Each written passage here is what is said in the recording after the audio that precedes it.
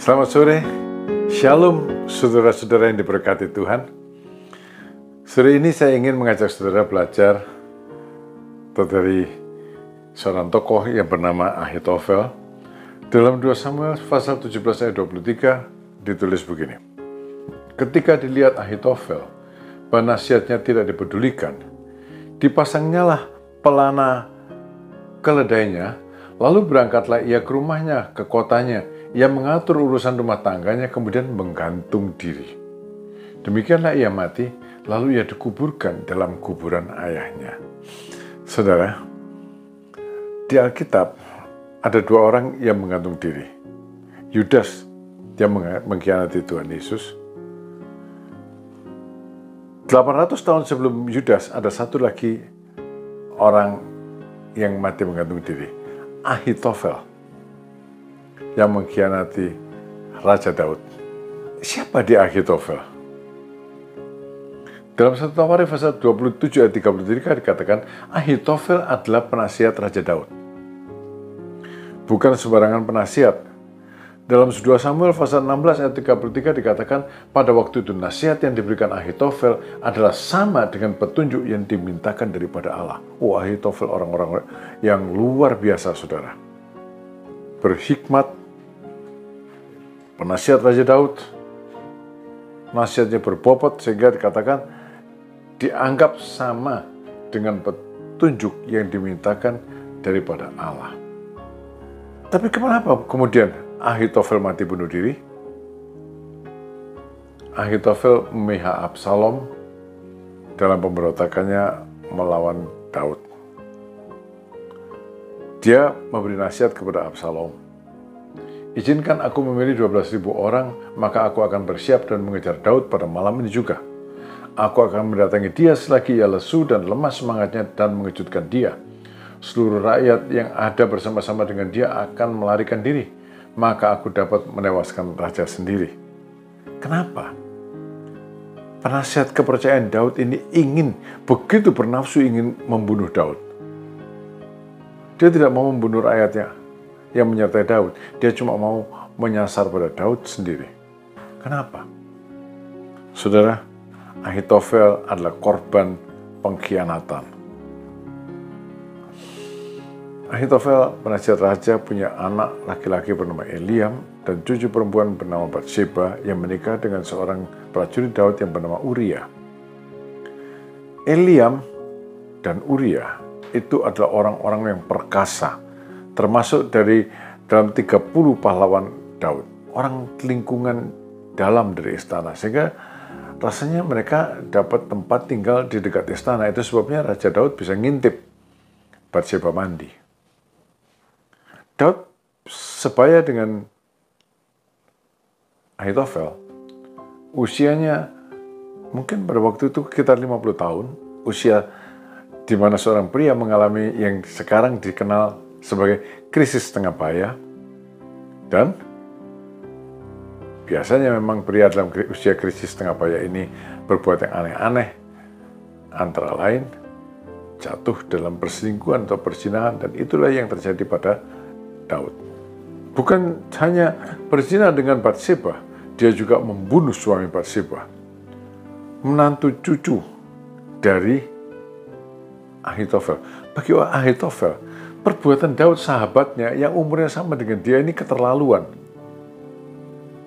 Ya, sungguh keterlaluan. Bayangkan kalau itu terjadi pada kita.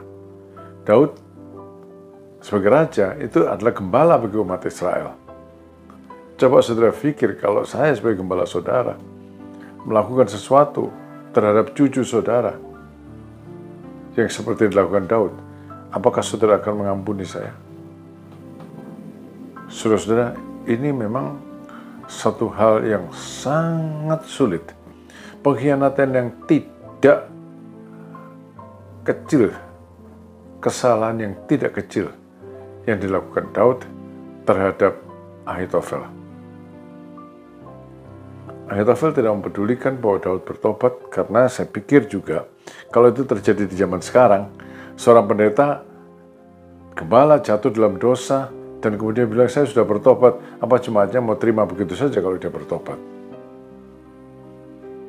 Kan tidak, jemaatnya kan punya pikiran, tidak pantas dia jadi gembala. Tidak pantas. Itulah yang ada di benak Ahitofel. Itulah yang ada di pikiran Ahitofel. Dan mungkin Ahitofel kecewa, kenapa Tuhan tidak menghukum Daud seperti yang difikirkannya. Jadi kemudian dia menuntut keadilan bagi dirinya sendiri. Pada waktu Absalom memberontak, dia memihak Absalom. Berkhianat kepada Daud, seorang yang sedang menjalani hukuman Allah.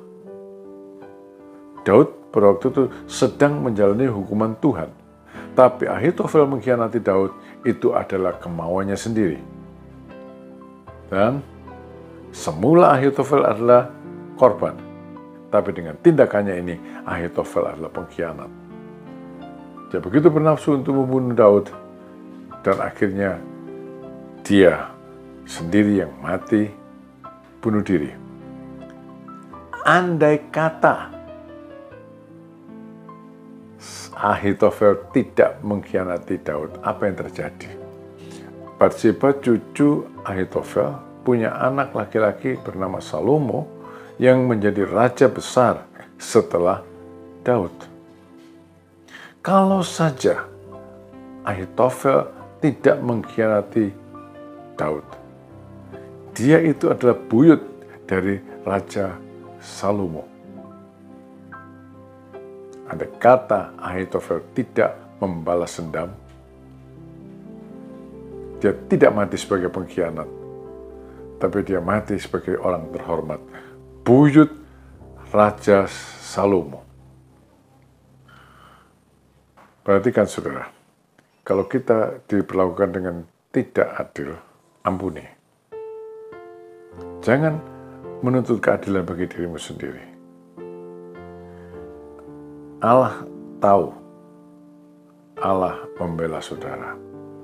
Tapi dari pihak kita, Allah bilang, ampuni. Dalam Markus pasal 11 ayat 25, jika kamu berdiri untuk berdoa minta berkat, minta pertolongan Allah, minta perlindungan Allah, minta apa saja, ampunilah dahulu sekiranya ada barang sesuatu dalam hatimu terhadap seseorang, supaya juga Bapamu yang di surga mengampuni kesalahan-kesalahanmu. Iya, kalau kita mengampuni, doa kita didengar oleh Tuhan. Itu namanya hidup yang diberkati. Mari saudara, serahkan ke dalam tangan Tuhan semua kepahitanmu. Serahkan ke dalam tangan Tuhan semua dendammu. Lepaskan pengampunan.